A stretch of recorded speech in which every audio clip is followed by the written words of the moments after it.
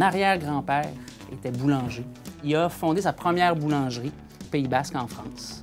Boulangerie qui existe toujours aujourd'hui. Et par la suite, mon grand-père a appris le métier avec lui et il a immigré avec ma grand-mère dans les années 50 à Montréal. Et eux, ils ont fondé en 1956 leur première boulangerie artisanale qui existe toujours aujourd'hui. Mon oncle a repris l'affaire. Ma mère, à une époque, a eu une boulangerie pendant une dizaine d'années. Fait que je suis un peu comme tombé dedans quand j'étais petit. Je pense que c'était juste une question de temps avant que je devienne mon propre patron, que je démarre ma propre boulangerie et que je représente fièrement la 4e génération de boulanger au sein de ma famille. L'idée de devenir mon propre patron, je pense qu'elle a toujours été là en moi. Je cherchais juste la bonne occasion, le bon moment, surtout d'avoir les bons outils pour le faire. Là, je me suis présenté avec mon plan d'affaires au CLD des Moulins et tout de suite, le projet a été accepté avec beaucoup d'enthousiasme.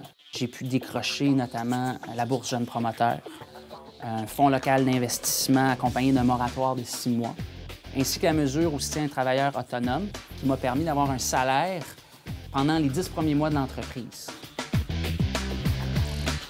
Les étapes majeures, ça a été la finalisation du plan d'affaires, la prise de contact avec le CLD, l'obtention du financement, et puis après ça, tout le local. Puis une fois que ça c'est fait, tout le reste suit là, un petit peu par lui-même.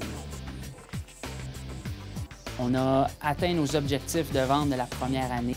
On est là où on voulait être, avec un petit plus, la boutique comptoir qui sert à offrir du pain frais aux gens du quartier. Ça, c'était prévu dans la 3e année du plan d'affaires. Si j'avais à refaire les étapes du démarrage de l'entreprise, je ferais exactement la même chose. Je rêve d'avoir une reconnaissance au niveau de la shop à pain. Même si j'ai un jour une très bonne réputation, qu'il y a beaucoup de gens qui viennent à la shop à pain, je vais toujours rester artisanal. Que la shop à pain soit reconnue comme un produit de qualité avec un service à clientèle exceptionnel et personnalisé.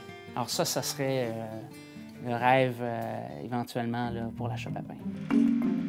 L'une des caractéristiques fondamentales d'un bon entrepreneur, c'est sa capacité à porter plusieurs chapeaux. Il faut être capable de produire, il faut être capable de livrer, de solliciter des clients, donc faire de la vente, administrer ses dépenses, gérer du personnel. Alors, c'est ça qu'on appelle les différents chapeaux. Et plus on a la facilité de passer de l'un à l'autre, plus on augmente nos chances de succès. Évidemment que les qualités pour être un bon entrepreneur, ça prend de la passion. La préparation, fondamentale aussi, suivre un cours de démarrage d'entreprise ou de comptabilité, ou peu importe dans quelle branche on est, aller chercher les outils, ajouter des cordes à son arc. Lorsque vient le temps de démarrer le projet, on est prêt. Et puis finalement, je dirais un autre facteur, un bon entrepreneur, c'est il faut toujours persévérer. Les 5 mots de la réussite, c'est jamais, jamais, jamais, jamais abandonner.